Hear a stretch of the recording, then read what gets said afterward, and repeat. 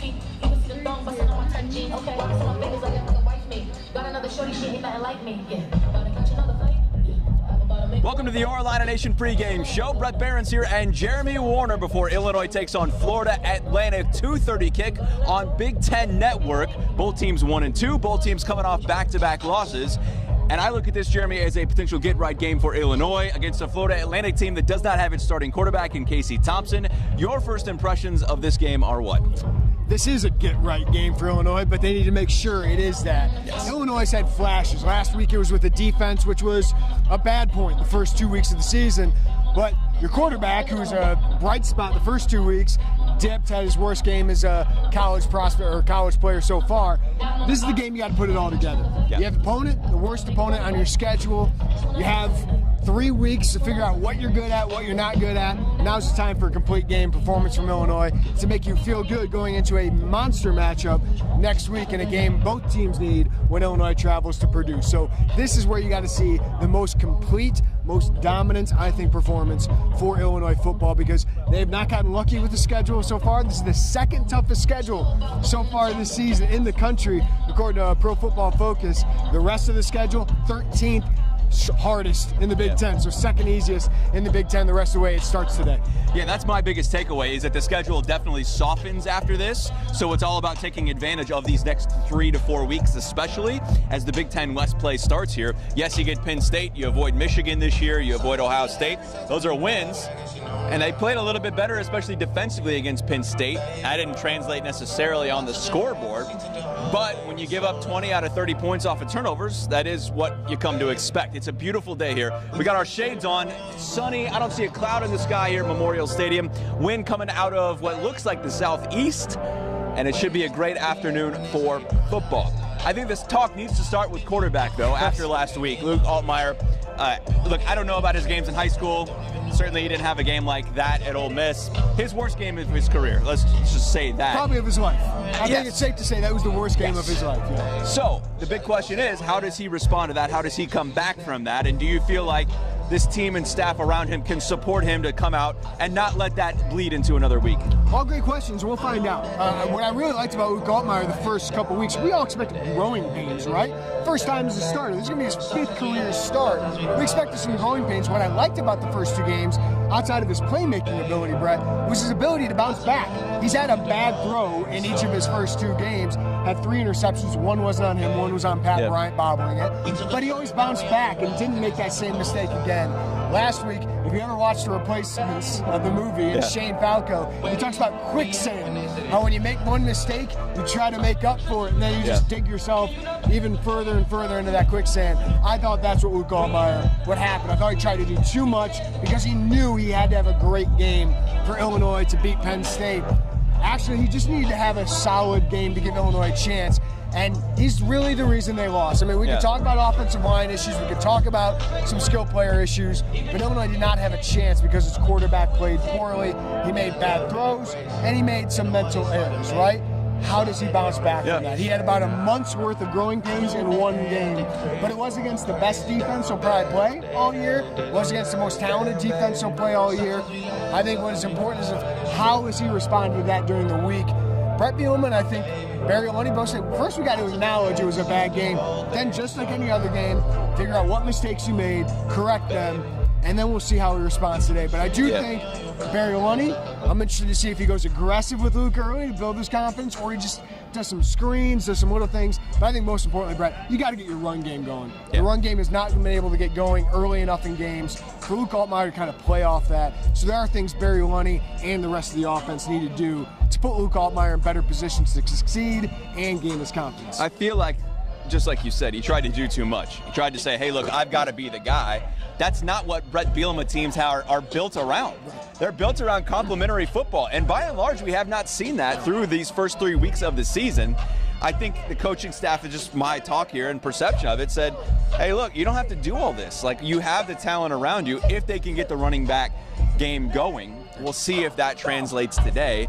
I think that's probably one of the bigger keys offensively. Certainly the offensive line. I thought the shakeup there was better last week with Isaiah Adams moving out to tackle and Zy Chrysler moving into guard.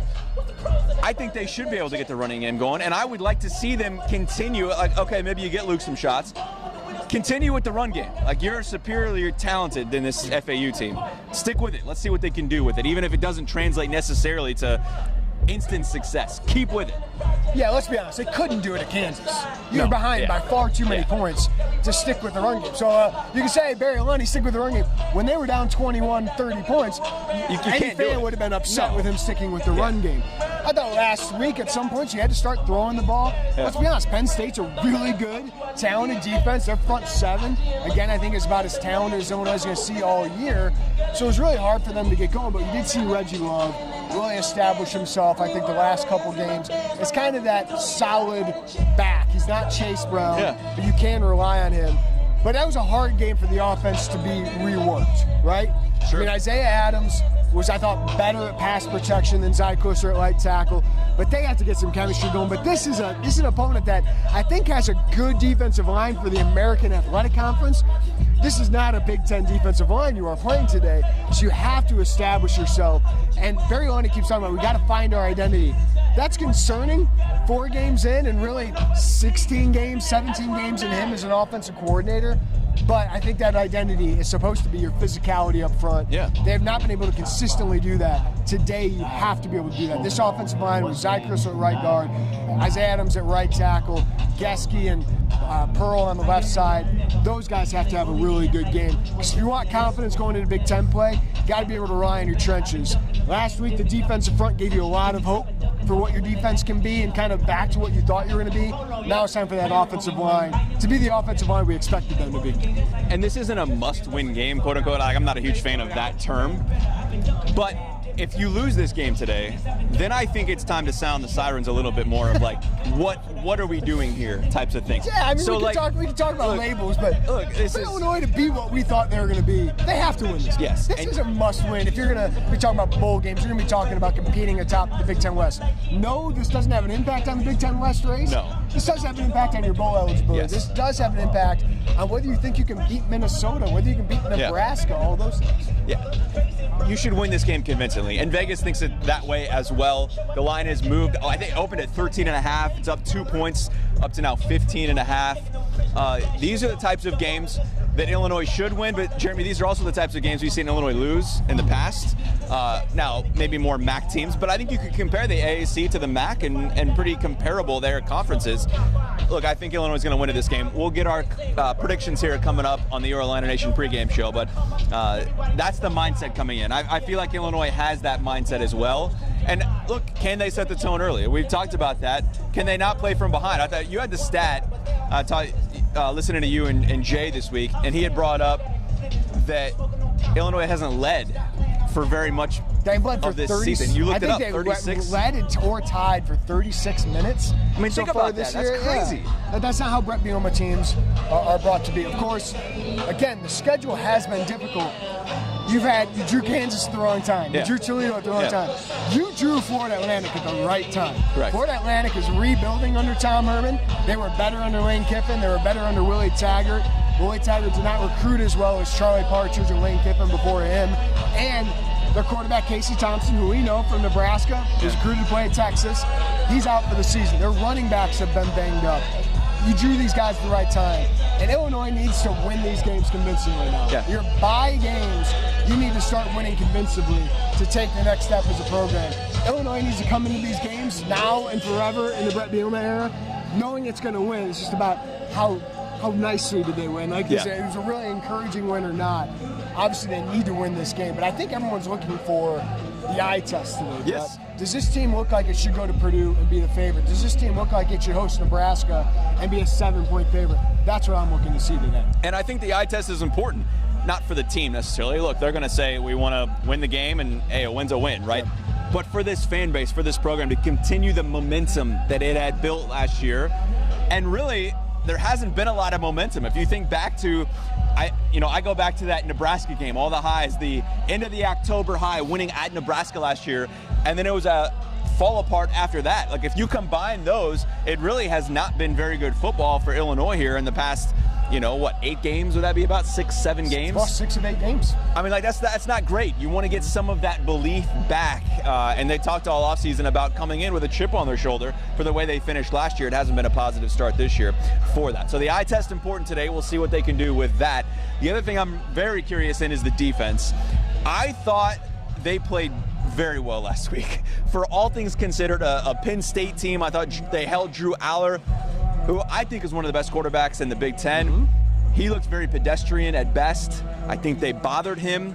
I think the defense as a whole, I left very encouraged for what I saw out of that group. What did you take away from that, and what's important for them to carry away into that for today? The defense played well enough to win. I think the so, defense yeah. played well enough to beat Penn State. They gave up 20 points after their turnovers, right? So this is a defense that I thought was really, really strong last week and gave their team a chance to win. And I thought if Altmaier played like Aller and just didn't make the big mistake, I think Illinois would have won that game, or at least had a chance to win going into the fourth quarter. So I thought the defense was incredibly encouraging. One, they were playing against a pocket passer. I think that showed last week that not playing a Jalen Daniels, not playing a Daquan Finn, you saw this defensive front get after it a little bit more. Johnny Newton was an absolute man-child. He's had 2 of the best games of his career over the last 2 weeks. Has really asserted himself as a no-doubt first-round draft pick. And I thought Seth Coleman, Gabe Ackus, Alec Bryant, the outside linebackers, played extremely, extremely well. So I thought those guys got a lot better. I think Aaron Henry made good adjustments. They played more of that bare front, 5 guys on the defensive front. 1 linebacker took a linebacker off the field, which we know Kansas was really attacking the linebackers. Penn State was not able to get much in the running lanes until late in the second half last week. I thought the defense looked like the defense we thought they would be. There's going to be some harder challenges at quarterback with Hudson Card coming up, right? It's more of a dual threat passer. But today you got a backup in Daniel Richardson, who's a 5'10" pocket passer. I think that bodes really well. And when that defensive front plays well, it just makes everything easier for the secondary. Yeah, and there's been a lot of praise for Johnny Newton, deservedly so. Like, that dude is legit. He's making himself a lot of money here. And rising that draft stock, no doubt. I thought Keith Randolph has been very, very solid in this. And I think they got some more pressure last week. The outside linebackers really started to show what they can be. And I think that's really important, too, especially against a quarterback like this coming into this kind of environment. This is his biggest game, most likely. So can they pressure him? Can they make him uncomfortable? They should. This is an offensive line at FAU that I think, again, is okay for an American Athletic Conference offensive line. Clemson tore them up. Yeah. And I know Clemson has more talent across the board than Illinois. They've had a great history of defensive lines. This Illinois defensive front is probably as good and as talented as Clemson. So I think Illinois should really be able to get after the quarterback today, really shut down that run game. The one player for Atlanta I think you really got to look out for, number 1, plays like Isaiah Williams, has the same number as Isaiah Williams, LaJohntay Wester, back-to-back 100-yard games against Ohio and Clemson, 2 good defenses. Wow. Okay. Last year, Florida Atlantic almost went into Purdue and beat them. It was 28-26. They would have had a 2-point conversion. They would have went to overtime.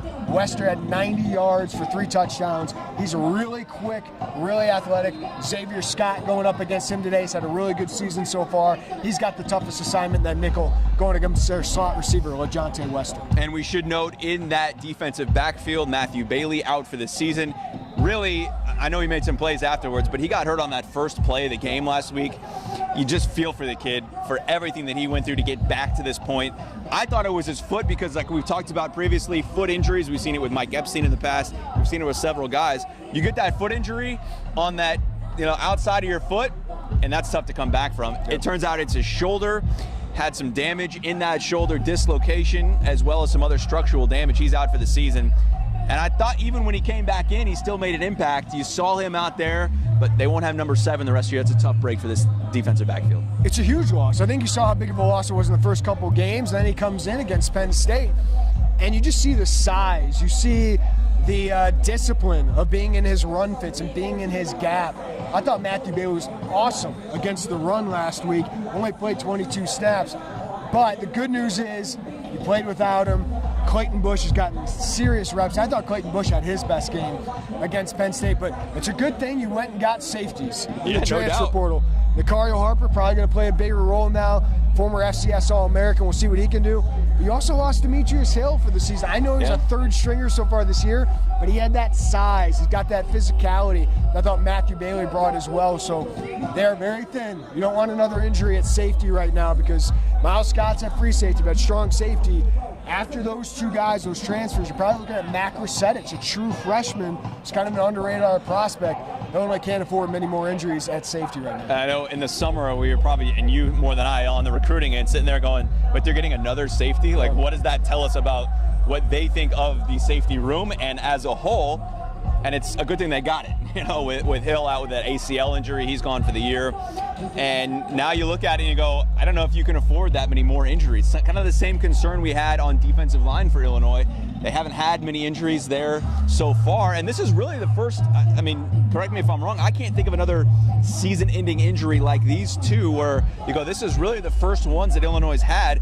I think they've been pretty fortunate on the injury bug to this point so far. Yeah, I think what's important is you think of safeties, you think pass defense.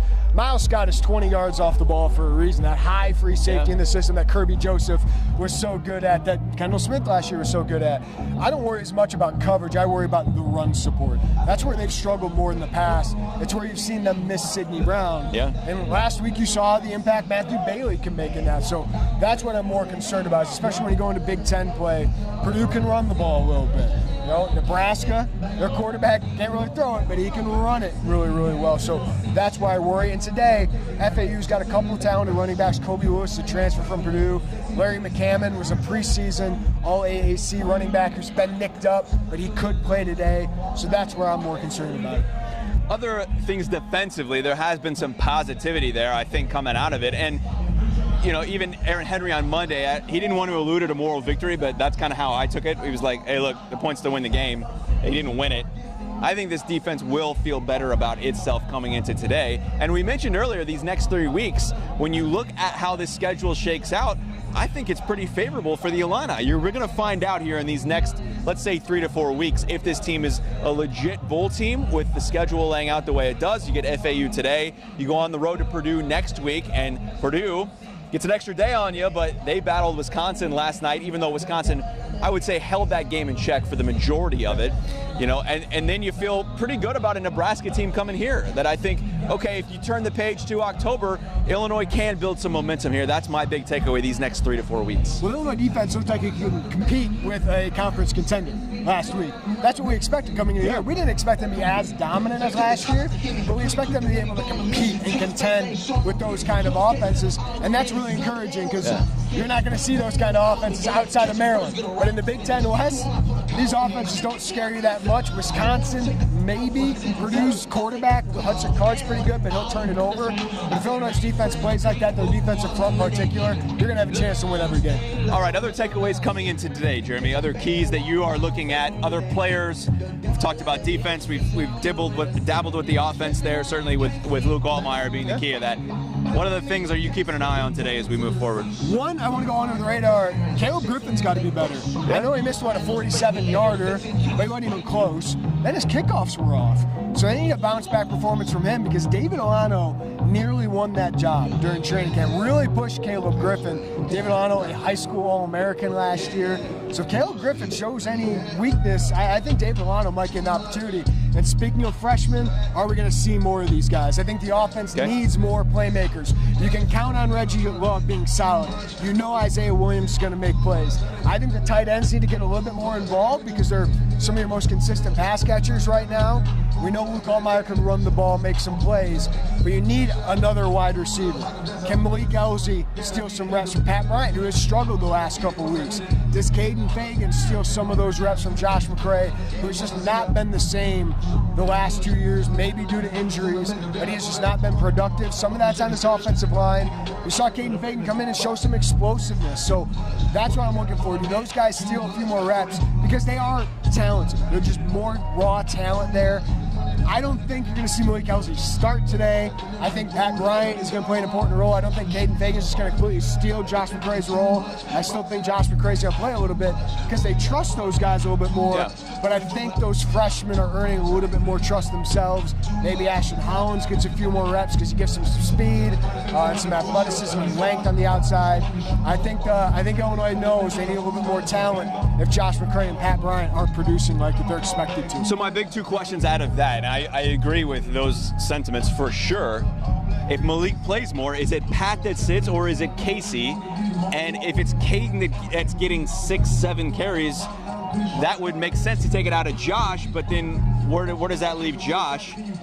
Because he has not been the same Josh McCray we saw. Now it's been 2 years ago in that sense, but he's just not been the same player. I think Josh McCray's still going to get his opportunities, but he needs to start producing. I think Pat Bryant's still going to get most of the reps, but he needs to start making the most of his opportunities.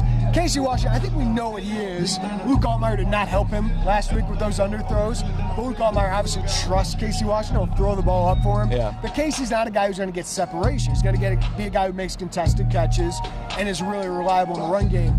And that's one thing we forget with Malik Elzy and Caden Fagan. Not a bunch of reps. Malik Elzy got here in the summer, doesn't know the entire playbook yet, isn't as consistent as a run blocker. I know these things aren't sexy, right? But isn't consistent as a route runner yet. But still, at some point, you need playmakers, you need talent on the field. I think we're going to start seeing more of a balance of just got to get these guys on the field, and that's up to Barry Lundy to decide what are the best amount of reps. I doubt it's all of them at this point, right? I don't think you're going to see guys get benched, but I do think you're going to see more opportunities for those guys to make plays. And if you shave, let's just say 3-4, reps is probably a little low on that. Opportunities, I should say. Maybe it's, if you run 70 plays a game, maybe it's 10 reps, maybe it's 10 plays, something like that. Right. Oh, yeah, a series, see how that works out and what you can get out of it. Malik Elzy has shown everybody he can catch the ball. The separation part's the biggest thing for the receivers in my eyes, because by and large, it's just not there. I mean, that's been a struggle I feel like we've been talking about that for years, Jeremy. Well, we're talking about talent, right? We're talking about recruiting high-end talent, and Brett Bielema's done a good job recruiting running backs and wide receivers, but they're young. Yeah. Right? It takes some time for some of these guys to develop, but when you're getting really 2.5 yards per carry out of Josh McCray, where Pat Bryant has only 2 receptions the last 2 weeks, that's when you guys start thinking about, all right, I know these guys are consistent in blocking and things like that, but we need playmakers. Yeah. Luke Altmaier needs some playmakers around him other than Isaiah Williams, other than Reggie Love. So that's up to Barry Lundy, and I think the defense figured out some adjustments last week. I think now it's time for the offense to make some adjustments. Yeah, and I know the fans, look, they want to see the new toy, right? They want to see the shiny 4-star prospect, and I think you're going to see a little bit more of that, but it is a fine balance on how much and when is the right time. And we've been pinpointing this game like, hey, this is the opportunity against a mid, group of 5 program. This is the time where you should see more of those guys. You saw some of them against Penn State. Oh, wow. I mean, Malik Elzy played 35 reps last week. Yeah. Caden Fagan played a lot of reps. Aiden Lawfrey got in the game. You saw Kenari Wilcher get in the game, see his speed. But part of that was because you didn't have a chance to win that game at the end. But this week you hope you get a 3-touchdown lead in the 4th quarter, maybe get those guys some important reps late in the game. But I do think, especially Fagan and Elzy, they're going to find their way into more rotational reps. Yeah, and I know that's what they hope for this week, of being in a position where you have a lead, where you can get some of those younger guys that opportunity before Big Ten West play starts next week at Purdue. All right, time to make a prediction. We are 72 minutes away from game time here at a beautiful day for football at Memorial Stadium. What do you got, Jeremy? What are you thinking? I think it's a big bounce-back game for Illinois. I think it's a big bounce-back game for the offense in particular. And I really think the defense has a chance to keep this to single digits. The way they played last week, if they play like that today, I think they got a chance. But you got to start getting takeaways on the defense. I think that's going to be a big focus today. FAU has 6 turnovers over the last 2 games. I think you're looking for that for your defense. That's their next step. They only have 3 takeaways through 3 games so far. Again, you're not expecting last year's production, but I do expect Illinois to be able to establish the run game, and I expect Luke Altmaier to be better. I think we saw the first 2 games. This guy's a playmaker. Now the next step for him is to bounce back from a bad game. So I have Illinois winning this one 34-10. I think you're going to see your backup quarterback in towards the end of the game, get some important reps, get some confidence going into a huge game next week against Purdue. Because I think for both those teams, if you want to make a bowl game, you want to contend in the West, next week's a must-win for both those teams. But first, you got to take care of business here. Yeah, I'm about at that same score with you. I feel like that's a good number for Illinois to come in and really establish itself, and we've seen it several times in this Brett Bielema era. Get a big lead and then just milk it all the way down, and we'll see where that goes. The turnover thing is interesting, though, because the first 2 years of Brett Bielema, they lived off, a plus turnover ratio. They really, and you could say when Lovey's team were successful, they do. It's a basic concept of football, but when the turnover fairy isn't there, a lot of times we've seen it, like for Illinois, it just doesn't work. Can they force some more turnovers? I think that's interesting too. The one thing they have done is they forced fumbles. They've only recovered 1 of 5 so far this year. But against a pocket passer, when your defense gets pressure, I think Miles Scott's going to have some opportunities today as that free safety position. But those are the things you're looking to see, is put it all together against an inferior opponent, an opponent you have to respect. Sure. An opponent that took Purdue to the wire last year. But still, if you are what you think you are, you got to be able to control this game. I like 31-9 Illinois. We'll see how that plays out. Maybe you get a field goal in there as well. Chance for Caleb Griffin to get some more confidence for him. Certainly a confident guy, but we'll see how that plays out. So we got 34-10, 31-9. Both picking Illinois, and we'll see how they can bounce back or look to do that after back-to-back losses. All right, what do you guys got on the site here? Leading up towards game time, 70 minutes away. Got a lot of basketball content. Piper's been really busy with recruiting, a couple big official visits the last couple weeks.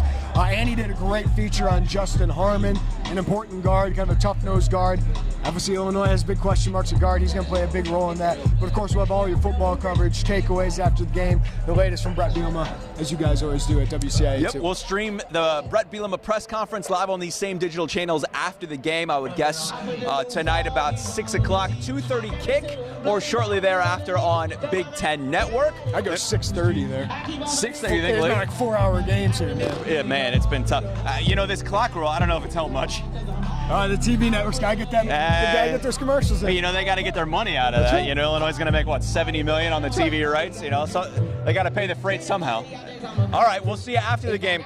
I'll take the under on 6:30, but, you know, we'll see how that plays out. By the way, for you light-haired people, get the sunscreen out today. It is warm, at least on the field here. A little bit of a breeze, though. That would feel nice once that sun gets behind the press box here.